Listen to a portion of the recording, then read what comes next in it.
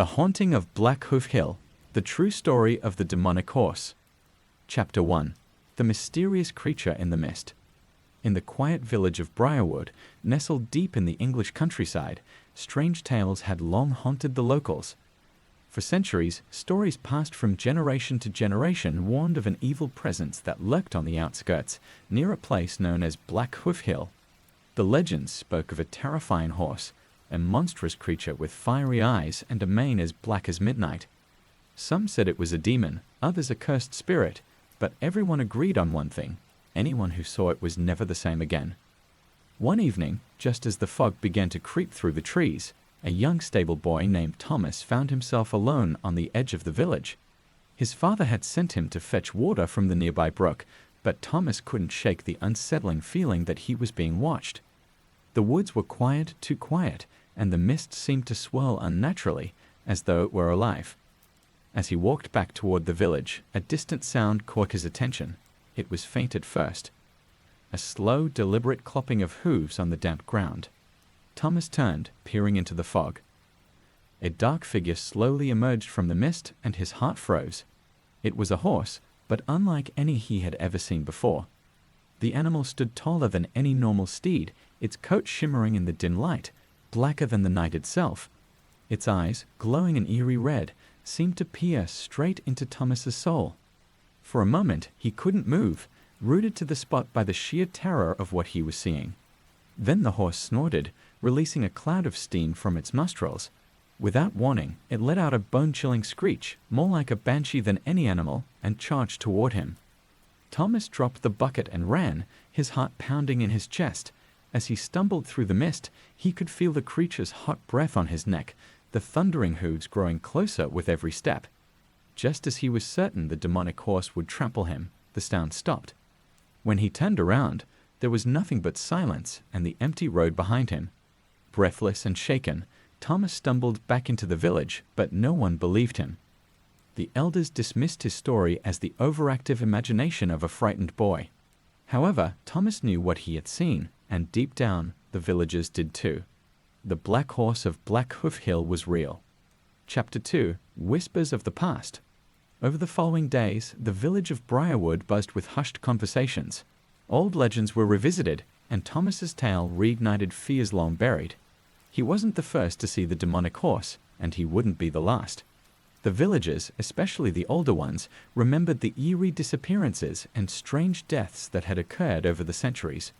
One evening, as Thomas sat by the fire in the local tavern, an old woman named Agatha approached him.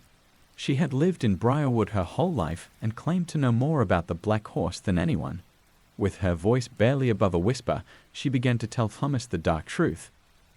"That horse you saw," she said, her wrinkled hands shaking as she gripped her cane, "it is not of this world. It is the cursed spirit of a war horse that belonged to Lord Bartholomew, a cruel nobleman who ruled these lands centuries ago." Agatha explained that Lord Bartholomew had been known for his brutality, not only to his people but to his animals as well. He had a prized black stallion that he rode into battle, and legend said he had made a pact with dark forces, sacrificing his own soul for eternal victory. The horse, bound to him through this evil magic, became something more than just a creature. It became an extension of the Lord's wickedness. But as all dark pacts go, there was a price. After years of terrorizing his enemies and the people of Briarwood, Lord Bartholomew was found dead, trampled in his own stables, with no sign of his horse. It was said that the horse had turned on him, possessed by the very evil that had given it its unnatural strength. But the horse did not die with him, Agatha said, her voice lowering even more. It roams these lands still, searching for souls to claim, feeding on fear and suffering. Those who see it rarely live to tell the tale. You were lucky to be alive, boy. Thomas felt a chill run down his spine. The horse wasn't just a ghost. It was a creature of pure malice, driven by a hunger for the living. And now it knew his scent. Chapter 3. The Mark of the Horse. In the days that followed, strange things began happening around Briarwood. Livestock went missing from farms, their pens broken open as if something had smashed through them with incredible force. At night, villagers reported hearing the eerie sound of hooves echoing through the streets, but when they looked outside, there was nothing there. One night, Thomas awoke to a strange scratching at his window. He hesitated before pulling back the curtain, his heart pounding in his chest. There, in the distance, just visible through the fog, were two glowing red eyes.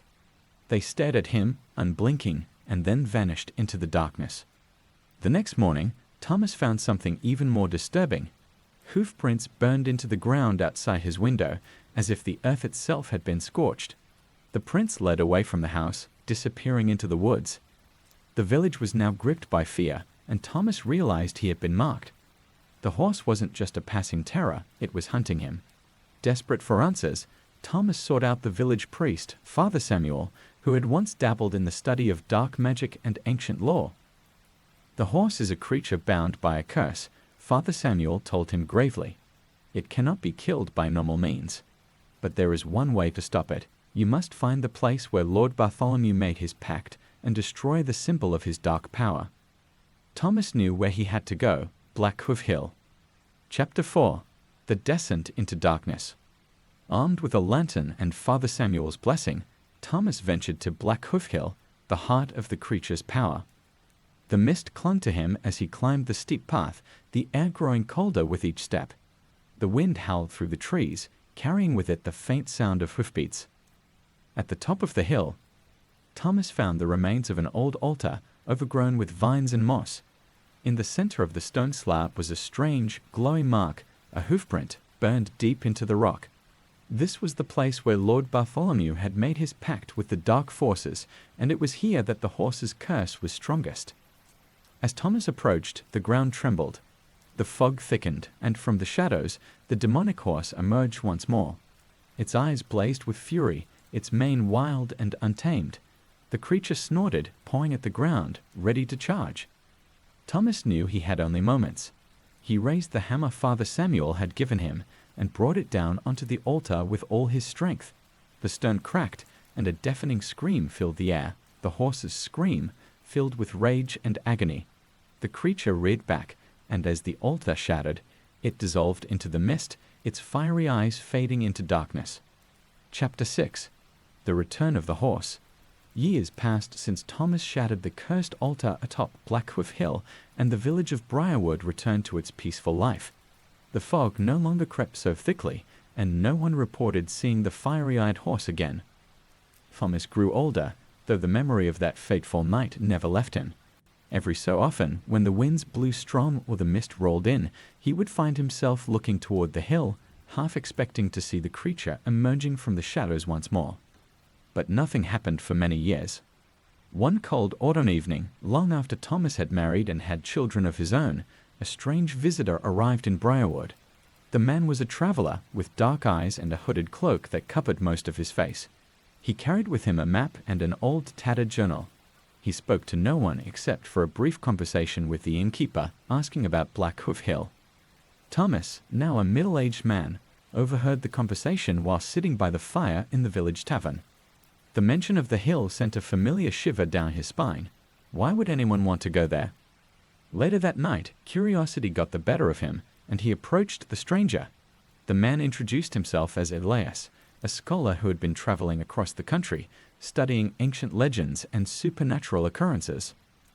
"I've heard tales of a demonic horse that once haunted this area," Elias said, his voice low and serious. "They say it was banished by a young boy many years ago, but the curse was never fully broken. I believe the horse is bound to this land, waiting for the right moment to return." Thomas felt a chill run through him. "I was that boy," he confessed, his voice barely a whisper. "But I destroyed the altar. The curse was lifted. The horse is gone." Elias shook his head slowly. "I've read stories of ancient curses like this one. They're tied to something deeper, something older than we understand. The altar may have been destroyed, but the pact, it still lingers, and I fear the horse is not truly gone." Thomas's heart sank. Could it be true? Had all his efforts been in vain? Chapter 7. The Awakening. In the weeks that followed, strange things began happening once again in Briarwood. At first, it was subtle, unsettling sounds in the night, livestock behaving erratically, and that same familiar mist creeping through the streets after sunset. People started whispering about the old stories again, and Thomas, though he tried to convince himself it was just coincidence, couldn't shake the growing dread. One evening, Thomas's daughter, Eliza, came running into the house, her face pale as snow. "Father," she cried, breathless. "I saw it. The horse. It's back." Thomas froze. He had hoped his family would never have to face what he had seen all those years ago. But now it seemed the demonic horse had returned to finish what it had started. Gathering his courage, Thomas followed Eliza outside, where she pointed toward the distant edge of the forest. There, in the fading twilight, he saw it. The dark figure of a horse, its eyes glowing like embers in the gloom, its mane wild and untamed. It stood silently at the tree line watching. How is this possible? Thomas whispered to himself, his heart pounding. "I destroyed the altar." Not all of it, a voice behind him said. It was Elias. He had returned to the village, armed with new information. There's something deeper beneath Black Hoof Hill. The pact wasn't just made at the altar. The land itself is cursed. Chapter 8. Into the depths of the hill. With Elias's guidance, Thomas prepared to confront the horse once more. This time, they wouldn't just be destroying a stone altar. They would have to dig deeper, into the earth itself, into the very heart of the curse that bound the demonic creature to the land. Late one night, Thomas, Elias, and a small group of brave villagers made their way up Black Hoof Hill. The mist was thick and oppressive, clinging to them like a living thing. The air was colder than usual, and the wind howled like a wounded animal. As they neared the top, the ground trembled beneath their feet, and the faint sound of hooves echoed in the distance. At the sight of the broken altar, Elias began to dig. With every shovel full of earth they removed, the air grew heavier, almost as if the land itself resisted their efforts. After what felt like hours of digging, Elias's shovel struck something solid, a large, ancient stone slab covered in strange, twisted symbols.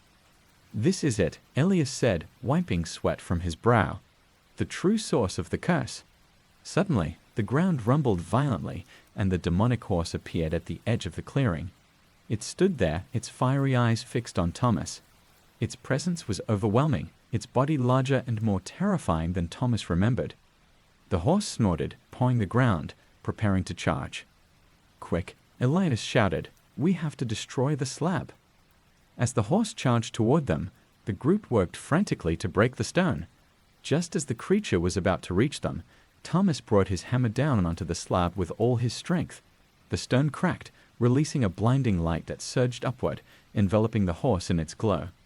The creature let out a deafening screech, its body dissolving into the mist.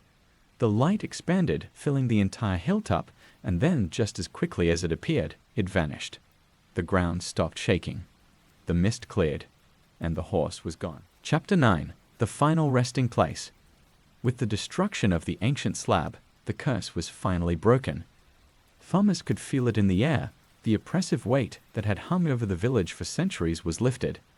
Black Hoof Hill was no longer a place of fear, and the demonic horse had been banished forever. Elias left the village soon after, continuing his journey to study other ancient curses and dark pacts. But before he left, he warned Thomas that while the horse was gone, the memory of the curse would linger. "Some things," he said, "never truly die. The past has a way of haunting us, even when we think it's been buried."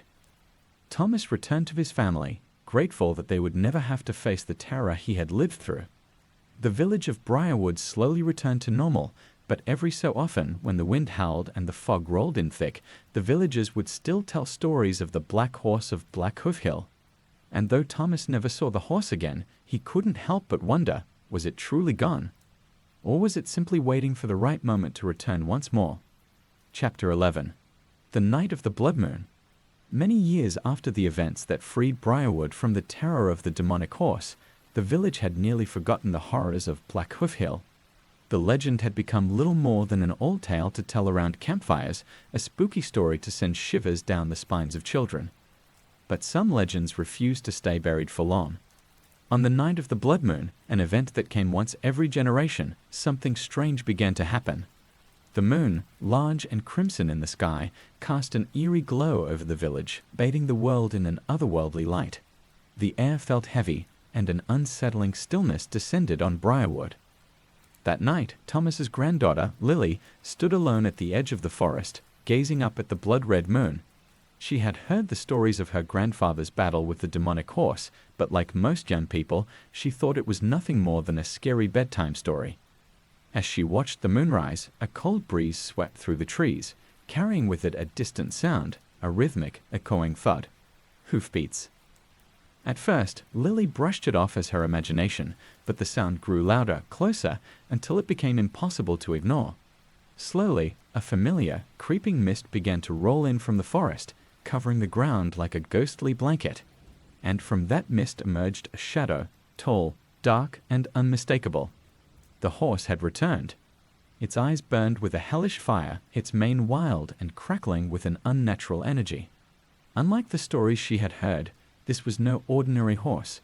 Its body was larger, its presence more menacing, and it moved with a slow, deliberate grace, as though it knew Lily had no escape. Frozen with fear, Lily stood her ground, unable to move or scream as the demonic creature approached. The air around her seemed to thicken, each breath more difficult than the last. And then, with a sudden, deafening screech, the horse charged at her. Just as it reached her, something strange happened.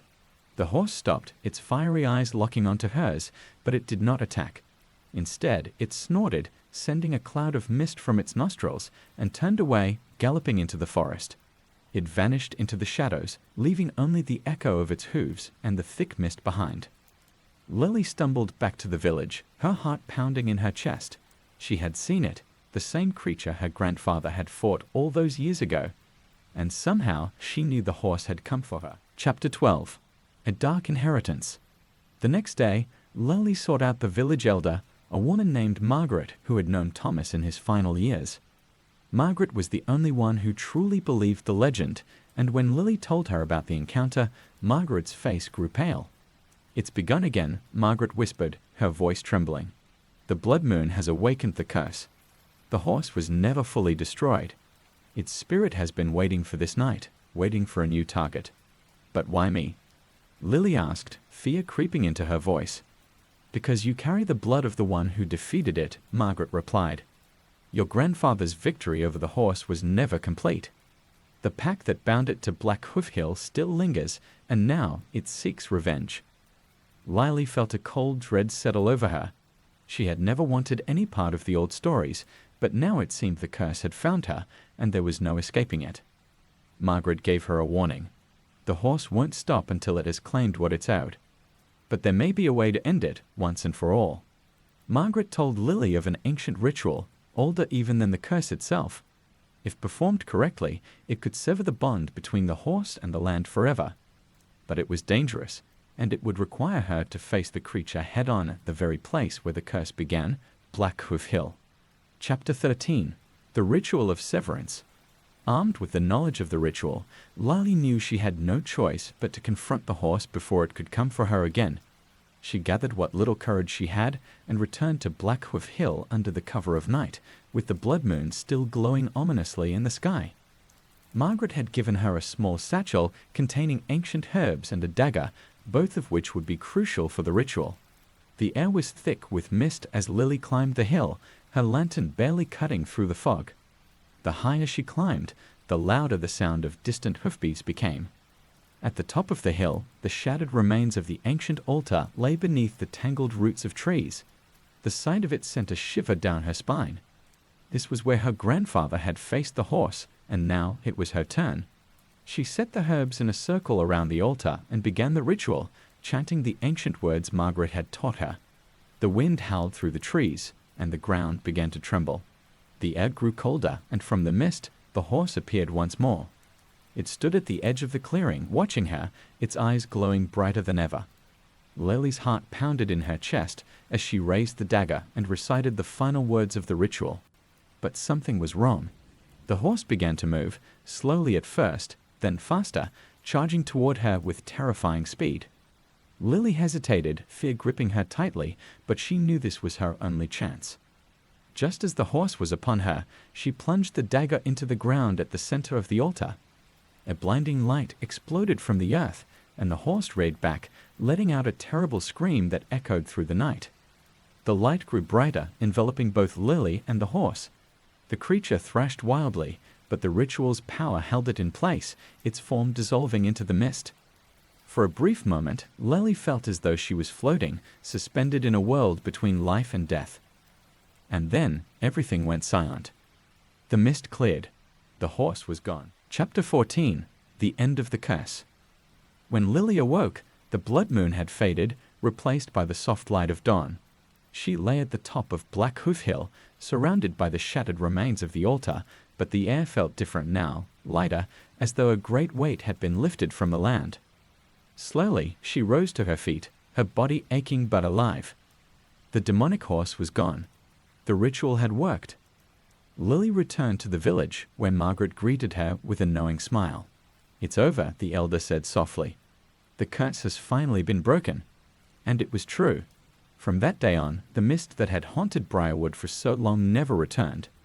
The villagers no longer heard the eerie sound of hoofbeats at night, and Black Hoof Hill, once a place of fear and darkness, became just another quiet part of the countryside. Lily had done what her grandfather could not. She had ended the curse once and for all. Chapter 15. A new beginning. Years passed, and the story of the Black Horse of Black Hoof Hill became just a distant memory, a legend that no longer held power over the people of Briarwood. Lily grew older, eventually becoming the village's storyteller, much like her grandfather had been. But whenever she told the tale of the demonic horse, she always ended with a warning. Some curses are not easily broken, and some darkness never truly fades. Though the horse was gone, the land still held the memory of its evil. And on certain nights, when the mist crept in and the moon hung low in the sky, Lily would sometimes hear the faintest sound of hooves echoing through the trees, as if the horse was still out there, watching, waiting. But she wasn't afraid anymore. The curse had been broken, and Briarwood was finally free. Yet deep in the woods, hidden in the shadows where the mist clung thickest, the legend of the Black Horse lived on. Chapter 16. The Unsettling Dream. Though the village of Briarwood was peaceful and freed from the grip of the demonic horse, Lily found herself haunted by strange dreams. In these dreams, she would walk through the village, only to find everything shrouded in mist, the familiar shapes of the houses distorted. The air would feel thick and cold, and always, in the distance, she would hear the sound of hoofbeats. One night, the dream took a darker turn. Lily found herself standing at the base of Black Hoof Hill, but the landscape had changed. The ground was cracked and barren, the trees twisted and lifeless. As she looked up toward the top of the hill, she saw a figure standing there, someone she couldn't quite make out. The figure stepped closer, and to her shock, it was her grandfather, Thomas. But something was wrong. His eyes were dark and empty, his face pale, and he was surrounded by the same mist that had always heralded the horse. "Lily," his voice echoed, hollow and distant. "You have freed the village, but the curse is not done with you. It's waiting." Before she could ask what he meant, the ground beneath her feet began to tremble, and from the mist, the faint outline of a horse appeared. She woke up in a cold sweat, her heart pounding. The dream had felt too real, too vivid to be just a figment of her imagination. Could it be possible that the curse wasn't fully broken after all? Chapter 17. The Forgotten Pact. Lily couldn't shake the feeling that something was still lurking just out of sight. She decided to visit Margaret once more, hoping the elder could provide some answers. Margaret had grown frail with age, her once sharp eyes now clouded with the weight of years, but when Lily explained her dream, the old woman's expression darkened. "You said you saw your grandfather?" Margaret asked, her voice barely above a whisper. Lily nodded. "He said the curse wasn't done with me, that it was waiting." Margaret closed her eyes for a moment, then opened them with a deep sigh. "There is something I never told you, something even your grandfather didn't know. The curse of the demonic horse is older than Lord Bartholomew's pact. It's tied to something deeper, something ancient that even the land itself holds onto." "What do you mean?" Lily asked, a knot forming in her stomach. "The horse was not just a creature of evil born from Bartholomew's darkness," Margaret explained. "It was an ancient guardian, twisted by dark magic. There are legends that say the horse was once a protector of these lands, bound to the earth long before humans settled here. Bartholomew's pact corrupted it, turning it into the demon you faced. At the core of the curse, the bond between the horse and the land, that still exists." Lily felt a cold weight settle over her. "So it's not over?" Margaret shook her head slowly. "No, not yet. Chapter 18. The Ancient Circle. Determined to understand the true nature of the curse, Lily began researching the ancient history of the land around Briarwood. She pored over old texts in the village archives, searching for any mention of the horse before Bartholomew's time. Finally, after weeks of searching, she found a single, obscure reference in an ancient book about local folklore. The text spoke of a guardian of the mists, a powerful spirit in the form of a great black horse, said to protect the forests and hills of the region. The people of the time worshipped the horse, believing it kept balance between the natural and supernatural worlds. But as time passed, the horse was forgotten, and when Lord Bartholomew made his dark pact, the guardian was twisted into something evil. Lily realized that the horse had once been a force for good, bound to the land in a sacred pact. Bartholomew's magic had perverted that bond, and though she had broken the demon's power, the ancient pact remained intact. To truly free the land, she would have to find the original place where the pact was made, the heart of the curse, and perform a ritual to restore the horse's original purpose. Only then would the curse be lifted for good. Chapter 19. The Search for the Heart of the Land. Lily spent weeks preparing for the journey, gathering supplies and seeking out the help of a local historian named Rowan, who had an interest in the village's ancient history. Together, they pieced together clues from old maps, stories, and legends, eventually determining that the heart of the land, the place where the original pact had been made, was hidden deep in a forgotten part of the forest, far beyond Black Hoof Hill. This part of the forest was dense, overgrown, and largely unexplored. The villagers rarely ventured there, as it was said to be a place where the veil between worlds was thin, where strange things could happen. Lily and Rowan set out one misty morning, the sun barely breaking through the thick canopy of trees. As they ventured deeper into the forest, the air grew colder, and the mist clung to them like a shroud. Strange shapes seemed to flicker in the corner of Lily's vision, though when she turned to look, there was nothing there. After hours of searching, they came upon a clearing. In the center stood a stone circle, ancient and worn, covered in moss and vines. It radiated an eerie energy, and Lily knew immediately that this was the place. The Heart of the Land. Chapter 20. The Final Confrontation. As Lily approached the stone circle, the air grew thick with tension. The mist swirled around her, and the ground trembled slightly beneath her feet. Rowan stood back, watching in awe as Lily prepared for the ritual. But before she could begin, the sound of hooves echoed through the clearing. From the mist, the horse emerged once more, but this time something was different. It no longer had the menacing, fiery eyes of the demon she had faced before. Instead, its eyes glowed with a soft, blue light, almost as though it recognized her. The horse snorted, its breath swirling in the cold air, but it did not attack. Instead, it stood at the edge of the circle, watching her intently. Lily realized that this was not the corrupted version of the horse she had faced before. It was the guardian, the true spirit of the land, waiting for her to restore its ancient bond. She knelt before the stones, reciting the words Margaret had taught her, but as she spoke, the mist thickened, and the horse began to shift and shimmer. The air crackled with energy, and suddenly, the ground split open beneath the circle, revealing an ancient symbol carved into the earth, an ancient rune, glowing faintly. This was the mark of the original pact. Lily took the dagger she had used in the previous ritual and, with a deep breath, pressed its blade into the glowing symbol. The earth trembled violently, and a blinding light burst from the ground, enveloping the entire clearing. The horse reared back, letting out a deafening cry, but it was not one of pain or anger. It was a cry of release. The mist began to clear, and the light slowly faded. When it was gone, the horse stood before her, its form shimmering with a soft, ethereal glow. It no longer looked like a demon.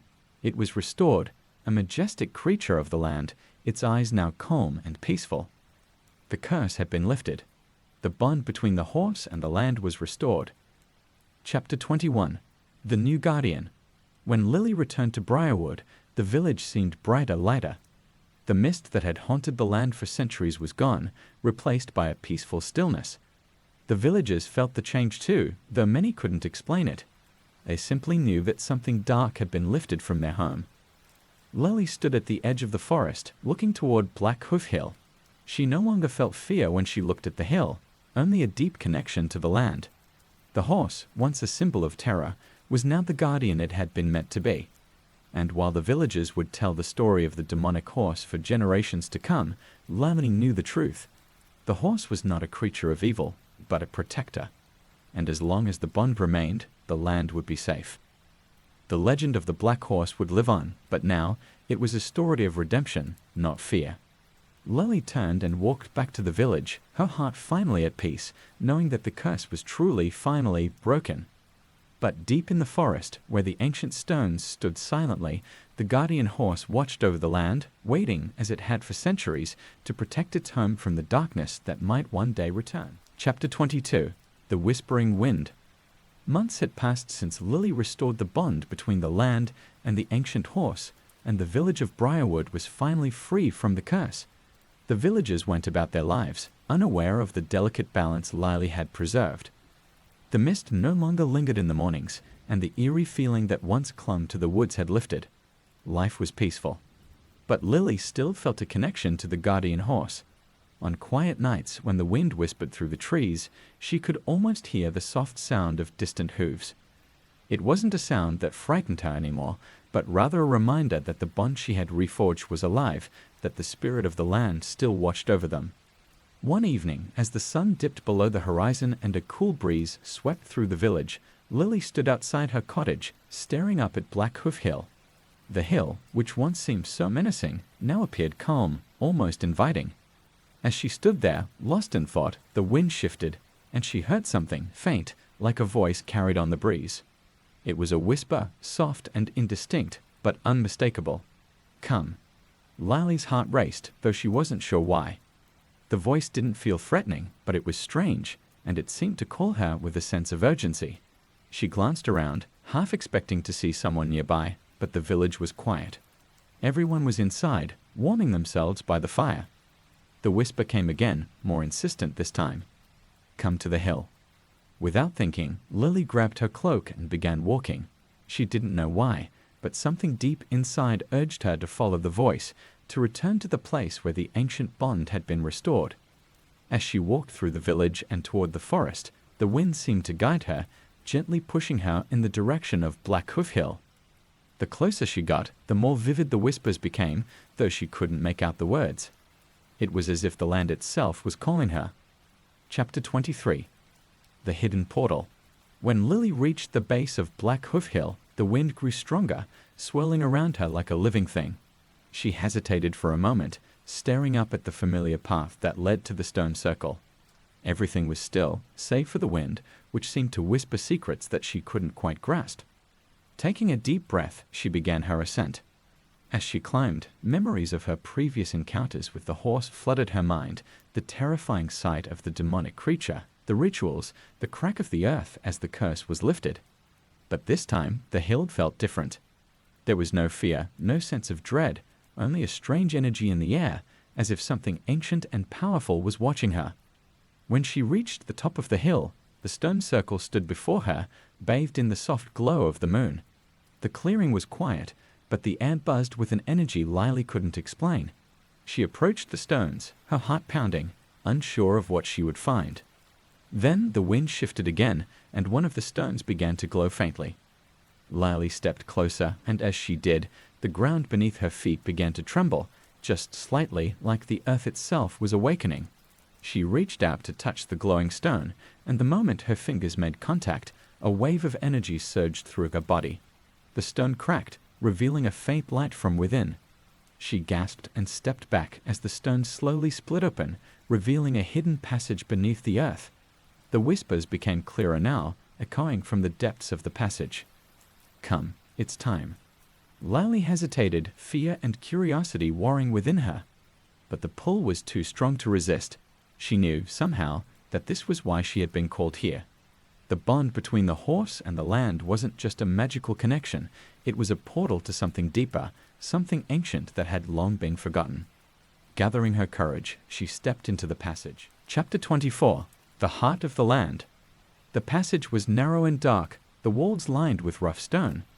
The air was cool and damp, and the only light came from the faint glow of the cracks in the stone around her. As Lily descended deeper into the earth, the whispers grew louder, though they were still too soft to fully understand. It was as if 1,000 voices were speaking at once, their words lost in the echo of time. After what felt like an eternity, the passage opened into a vast underground chamber. The air was thick with ancient magic, and at the center of the chamber stood a massive stone altar, much like the one on the surface, but far older. Strange runes and symbols covered the walls, glowing faintly with the same ethereal light that had guided her here. And in the center of the chamber, standing on the altar, was the guardian horse. It was larger than before, its black coat gleaming in the dim light, its eyes glowing with a soft blue hue. The horse's presence was overwhelming, but not terrifying. It radiated power, but also a sense of calm, as though it had been waiting for her. Lily stepped forward, her heart racing, unsure of what she was supposed to do. The horse regarded her with its glowing eyes, and as it did, the whispers around her grew louder, clearer. She could finally understand them. You have restored the balance, but the bond is more than you know. You are the key. Lily blinked, confused. The key to what? The voices seemed to swirl around her, filling the chamber with their ancient song. To the land, to the future. The bond between us is eternal, and you, the keeper, must protect it. The horse stepped forward, its hooves barely making a sound on the stone floor. It lowered its head, and as it did, a glowing symbol appeared on the ground beneath Lily's feet, a circle with intricate patterns that pulsed with energy. Lily realized in that moment what the voices meant. The bond she had restored was not just between the horse and the land, it was now tied to her. She was the keeper of the bond, the one chosen to ensure that the balance between the natural and supernatural worlds was maintained. Chapter 25. The Keeper of the Bond. As the realization settled over her, the whispers began to fade, and the chamber filled with a soft, comforting light. The horse stepped back, its glowing eyes watching her with an almost knowing gaze. Lily knelt before the ancient altar, her hand resting on the glowing symbol. She could feel the energy of the land flowing through her, the pulse of the earth itself. The bond between the horse and the land was now hers to protect. The voices returned, softer now, as if speaking directly to her heart. The land is safe as long as you remain. You are the bridge, the keeper of the old ways, and the guardian of the new. Lily felt a sense of peace wash over her. She had been chosen not just to break a curse, but to become a part of something far greater. The guardian horse was no longer just a symbol of protection, it was her companion, her guide. As she stood, the chamber slowly began to fade, the light dimming. The passage behind her glowed faintly, showing her the way back to the surface. But before she left, the horse stepped forward once more, its eyes locking onto hers. "We are one," the voices whispered. "You will never be alone." With that, the horse vanished into the mist, leaving Lily standing in the quiet chamber. She made her way back through the passage, her heart lighter than it had been in months. As she emerged onto the hilltop, the wind brushed gently against her face, carrying with it the faintest sound of hooves in the distance. Lily knew now that the legend of the black horse was no longer one of fear, but one of protection. She had become the keeper of the bond, and as long as she lived, the land would be safe. And in the depths of the forest, where the ancient magic still lingered, the guardian horse watched over the village, its presence unseen but always felt, a silent protector bound to the land, and the one chosen to guard it. The legend of the black horse would live on, but now it was a story of hope, a promise that the land and its people would always be watched over by the keeper of the bond. Chapter 26. The Weight of the Bond. After Lily accepted her new role as the keeper of the bond, life in Briarwood returned to a quiet normalcy. On the surface, nothing seemed different, but deep within the land, Lily could feel the subtle change. The connection she now shared with the guardian horse was ever present, a soft hum of energy that pulsed through the ground, the trees, and even the air around her. But with this connection came a new burden. Lily quickly learned that being the keeper of the bond was not a passive role. The balance she had restored required constant vigilance, and the land, though peaceful now, still held ancient forces that could easily slip into chaos if left unchecked. It began with small disturbances, odd weather patterns, animals behaving strangely, crops wilting unexpectedly. Each time, Lily would feel a faint tug, as though the land itself was calling for her help. She would walk out to the fields or into the forest, and by simply focusing her thoughts, she could ease the imbalance, calming the restless energy that rippled beneath the surface. But the more she tuned into the land, the more she realized how vast and powerful the forces at work were. It wasn't just Briarwood that the bond protected, it was the entire surrounding area, stretching far beyond what she had imagined.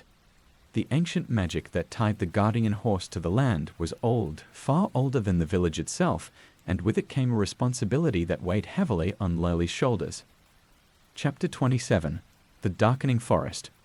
One afternoon, as autumn began to creep into the village, bringing with it crisp winds and golden leaves, Lily noticed something strange. The forest at the edge of Briarwood, which had always felt alive and vibrant, seemed darker, quieter than usual. The trees, which normally swayed gently in the breeze, stood still, their leaves rustling only faintly. As she walked along the forest's edge, she felt that familiar tug. The land was trying to tell her something.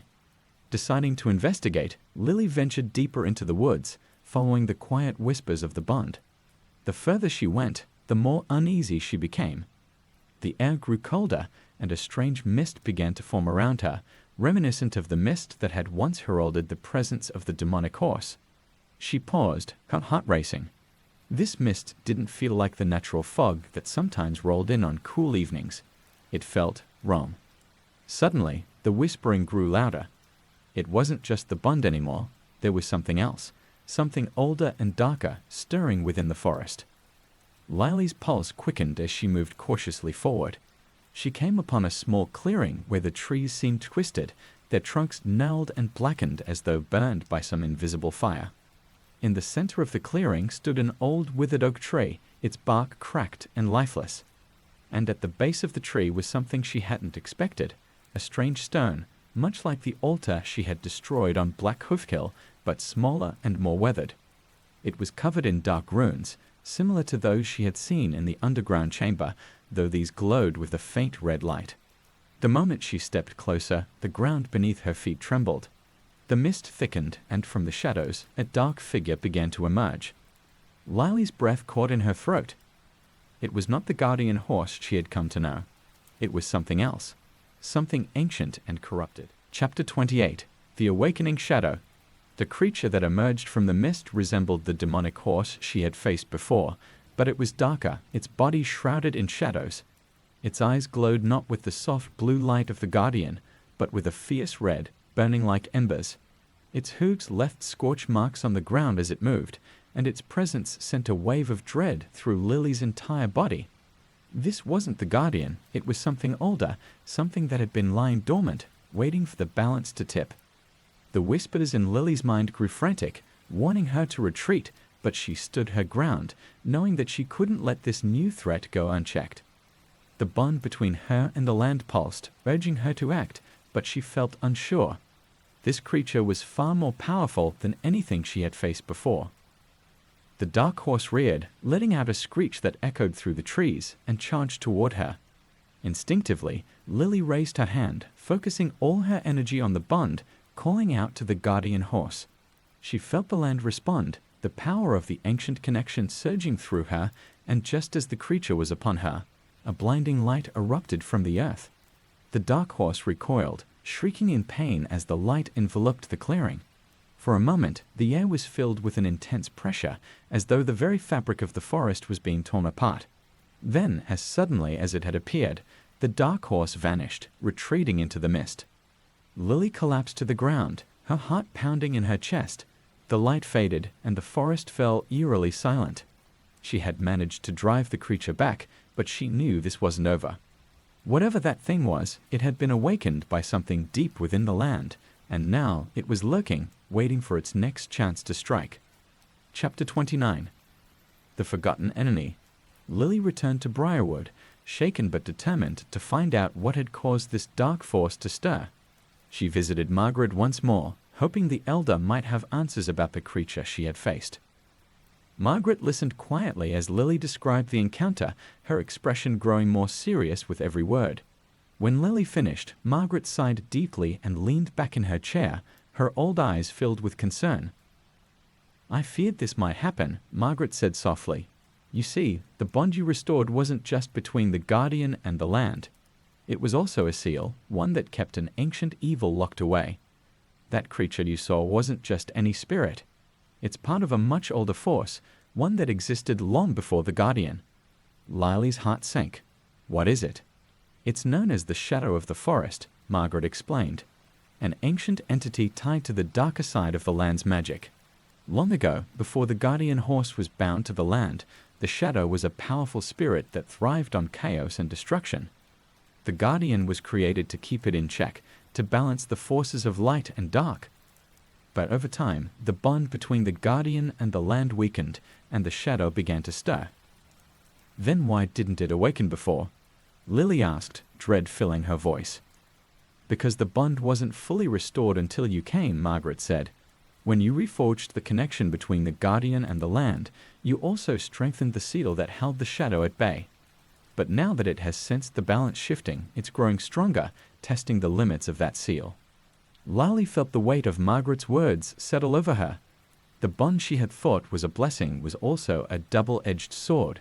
She hadn't just restored the land's protector, she had also stirred something darker, something that threatened to unravel everything she had worked so hard to restore. Chapter 30. The Battle for the Land. With the Shadow of the Forest now awake, Lily knew she had to act quickly. She couldn't allow it to gain strength, or it would plunge Briarwood, and perhaps the entire surrounding land, into chaos. But this time she couldn't rely solely on the bond to protect her. The Guardian horse was powerful, but the Shadow was older and far more dangerous. Lily spent the following days preparing, drawing on every bit of knowledge she had learned from Margaret and her experiences with the bond. She crafted protective charms and gathered herbs that would strengthen her connection to the land, knowing that she would need every advantage in the battle to come. Finally, the day came when she knew she could wait no longer. The forest had grown darker with each passing night, the mist thicker and more oppressive. The whispers that had once been her guide were now filled with a sense of urgency and fear. With her heart pounding in her chest, Lily made her way back to the clearing where she had first encountered the Shadow. The air was heavy, and the mist swirled around her, thick and choking. She could feel the dark presence lurking just beyond the trees, watching, waiting. As she stepped into the clearing, the ground trembled, and from the shadows, the dark horse appeared once more, its red eyes glowing with malevolent fury. The Shadow had grown stronger, its form more solid, its power almost overwhelming. Lily stood her ground, calling out to the Guardian horse. She could feel the bond pulsing within her, the connection to the land surging with energy. The ground beneath her feet began to glow, and from the earth, the Guardian horse emerged, its body bathed in a soft blue light. The two forces stood opposite each other, the air crackling with energy. Lily knew this was it, the final battle between the light and dark forces of the land. She could feel the weight of the bond pressing down on her, but she also felt its strength. With a deep breath, Lily raised her hand, calling on the full power of the bond. The ground erupted with light, and the Guardian horse charged forward, meeting the dark horse in a clash of energy and magic. The air was filled with the sound of hooves and the roar of ancient forces battling for control. For what felt like hours, the two creatures fought, their powers tearing at the very fabric of the land. But Lily didn't give up. She focused all her energy on the bond, pouring her will into the land itself, strengthening the connection between her, the Guardian, and the earth.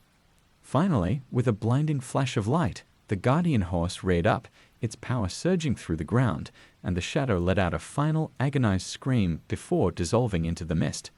The clearing fell silent, the air still and calm. Lily collapsed to the ground, exhausted but victorious.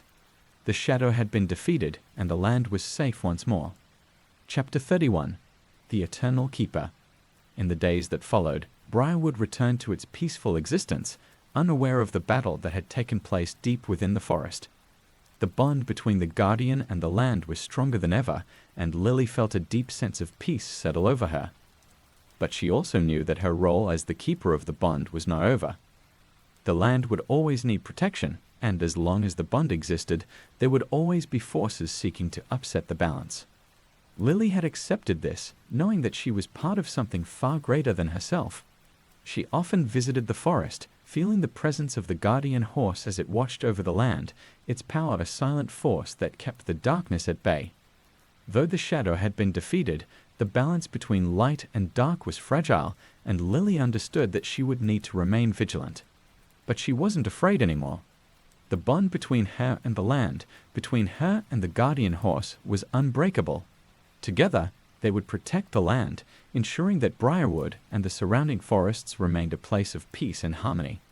And as long as Lily lived, the land would be safe. The legend of the Black Horse lived on, but it was no longer a tale of fear. It was a story of courage, of balance, and of the eternal connection between the land and its keeper.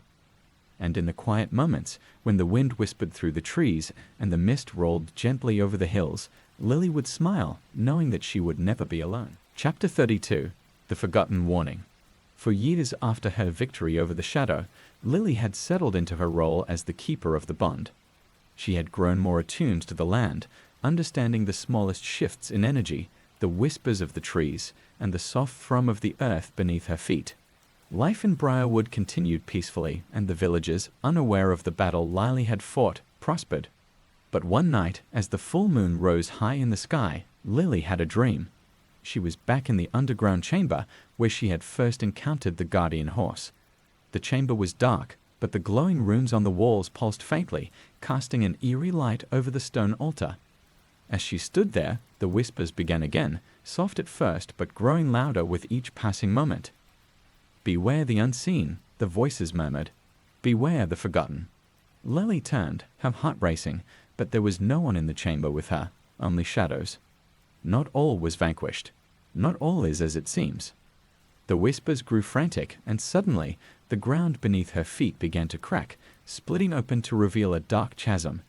From the depths, a shadowy figure began to rise, its form shifting and changing, more like smoke than substance. Its eyes glowed with a faint red light, and as it emerged, it let out a low, menacing growl. Lily woke with a start, her heart pounding in her chest. The dream had felt too real, too vivid, to be just a nightmare. And the words of the whispers echoed in her mind long after she had opened her eyes. Not all was vanquished. Had she truly defeated the shadow, or was there something more, something deeper, that still lingered beneath the surface? Chapter 33. The Shattered Balance. The next morning, Lily couldn't shake the feeling that the dream was a warning. She decided to visit Margaret once again, hoping the elder might have some insight. Though Margaret had grown older and frailer, her mind remained sharp, and she listened carefully as Lily described the dream. When Lily finished, Margaret sat in silence for a long moment before finally speaking.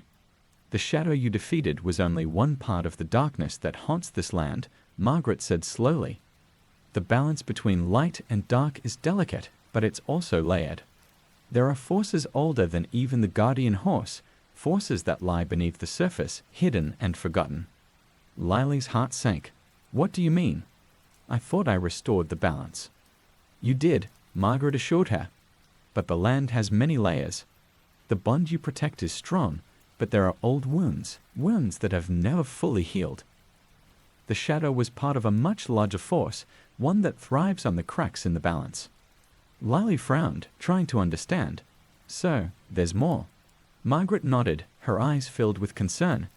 "There are ancient spirits, older than the guardian itself, that have been waiting in the shadows, hidden from sight.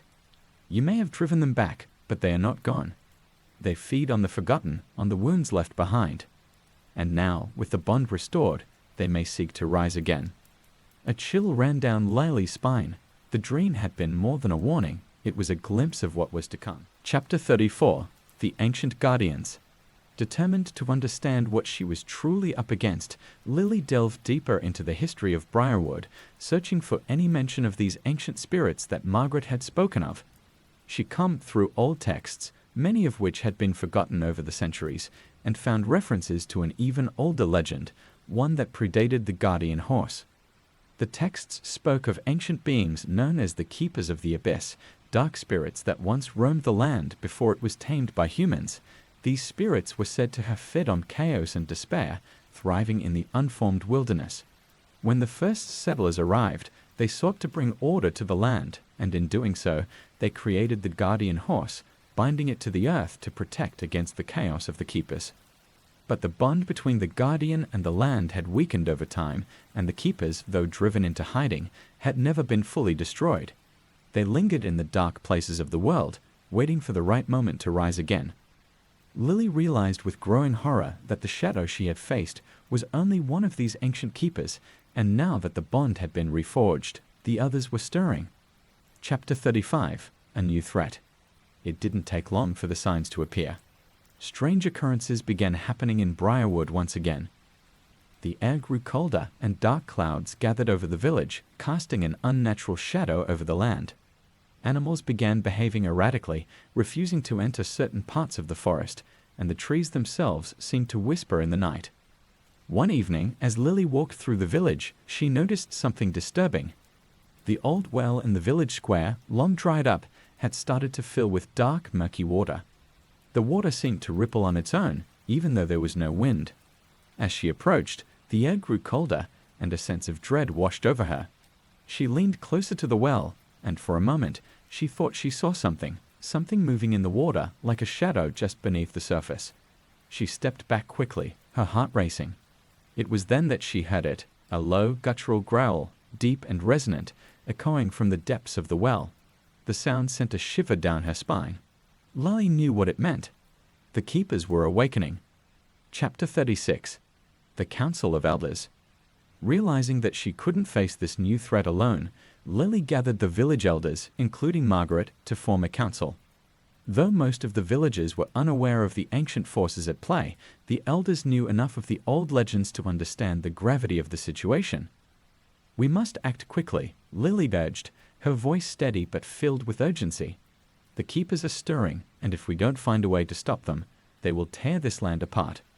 The bond I restored can only hold them back for so long." Margaret nodded in agreement, her old eyes filled with worry. "The keepers are far more powerful than anything we faced before. We'll need to find the ancient rituals that were used to bind them in the first place." One of the other elders, a man named Edwin, spoke up. "There are old scrolls hidden in the village archives, forgotten by most. They speak of the original pact made with the guardian horse, and the methods used to trap the keepers in the abyss. If we can find them, we may have a chance." With a plan in place, the council set to work, scouring the archives for any clues about the ancient rituals that could once again seal the keepers away. Time was running out, and the air in Briarwood grew heavier with each passing day. Chapter 26. The Weight of the Bond. After Lily accepted her new role as the keeper of the bond, life in Briarwood returned to a quiet normalcy. On the surface, nothing seemed different, but deep within the land, Lily could feel the subtle change. The connection she now shared with the guardian horse was ever present, a soft hum of energy that pulsed through the ground, the trees, and even the air around her. But with this connection came a new burden. Lily quickly learned that being the keeper of the bond was not a passive role. The balance she had restored required constant vigilance, and the land, though peaceful now, still held ancient forces that could easily slip into chaos if left unchecked. It began with small disturbances, odd weather patterns, animals behaving strangely, crops wilting unexpectedly. Each time, Lily would feel a faint tug, as though the land itself was calling for her help. She would walk out to the fields or into the forest, and by simply focusing her thoughts, she could ease the imbalance, calming the restless energy that rippled beneath the surface. But the more she tuned into the land, the more she realized how vast and powerful the forces at work were. It wasn't just Briarwood that the bond protected, it was the entire surrounding area, stretching far beyond what she had imagined. The ancient magic that tied the guardian horse to the land was old, far older than the village itself, and with it came a responsibility that weighed heavily on Lily's shoulders. Chapter 27. The Darkening Forest. One afternoon, as autumn began to creep into the village, bringing with it crisp winds and golden leaves, Lily noticed something strange. The forest at the edge of Briarwood, which had always felt alive and vibrant, seemed darker, quieter than usual. The trees, which normally swayed gently in the breeze, stood still, their leaves rustling only faintly. As she walked along the forest's edge, she felt that familiar tug. The land was trying to tell her something. Deciding to investigate, Lily ventured deeper into the woods, following the quiet whispers of the bond. The further she went, the more uneasy she became. The air grew colder, and a strange mist began to form around her, reminiscent of the mist that had once heralded the presence of the demonic horse. She paused, her heart racing. This mist didn't feel like the natural fog that sometimes rolled in on cool evenings. It felt wrong. Suddenly, the whispering grew louder. It wasn't just the bond anymore. There was something else, something older and darker, stirring within the forest. Lily's pulse quickened as she moved cautiously forward. She came upon a small clearing where the trees seemed twisted, their trunks gnarled and blackened as though burned by some invisible fire. In the center of the clearing stood an old withered oak tree, its bark cracked and lifeless. And at the base of the tree was something she hadn't expected, a strange stone, much like the altar she had destroyed on Black Hoof Hill, but smaller and more weathered. It was covered in dark runes, similar to those she had seen in the underground chamber, though these glowed with a faint red light. The moment she stepped closer, the ground beneath her feet trembled. The mist thickened, and from the shadows, a dark figure began to emerge. Lily's breath caught in her throat. It was not the guardian horse she had come to know. It was something else, something ancient and corrupted. Chapter 28. The Awakening Shadow. The creature that emerged from the mist resembled the demonic horse she had faced before, but it was darker, its body shrouded in shadows. Its eyes glowed not with the soft blue light of the guardian, but with a fierce red, burning like embers. Its hooves left scorch marks on the ground as it moved, and its presence sent a wave of dread through Lily's entire body. This wasn't the guardian, it was something older, something that had been lying dormant, waiting for the balance to tip. The whispers in Lily's mind grew frantic, warning her to retreat, but she stood her ground, knowing that she couldn't let this new threat go unchecked. The bond between her and the land pulsed, urging her to act, but she felt unsure. This creature was far more powerful than anything she had faced before. The dark horse reared, letting out a screech that echoed through the trees, and charged toward her. Instinctively, Lily raised her hand, focusing all her energy on the bond, calling out to the guardian horse. She felt the land respond, the power of the ancient connection surging through her, and just as the creature was upon her, a blinding light erupted from the earth. The dark horse recoiled, shrieking in pain as the light enveloped the clearing. For a moment, the air was filled with an intense pressure, as though the very fabric of the forest was being torn apart. Then, as suddenly as it had appeared, the dark horse vanished, retreating into the mist. Lily collapsed to the ground, her heart pounding in her chest. The light faded, and the forest fell eerily silent. She had managed to drive the creature back, but she knew this wasn't over. Whatever that thing was, it had been awakened by something deep within the land, and now it was lurking, waiting for its next chance to strike. Chapter 29. The Forgotten Enemy. Lily returned to Briarwood, shaken but determined to find out what had caused this dark force to stir. She visited Margaret once more, hoping the elder might have answers about the creature she had faced. Margaret listened quietly as Lily described the encounter, her expression growing more serious with every word. When Lily finished, Margaret sighed deeply and leaned back in her chair, her old eyes filled with concern. "I feared this might happen," Margaret said softly. "You see, the bond you restored wasn't just between the guardian and the land. It was also a seal, one that kept an ancient evil locked away. That creature you saw wasn't just any spirit.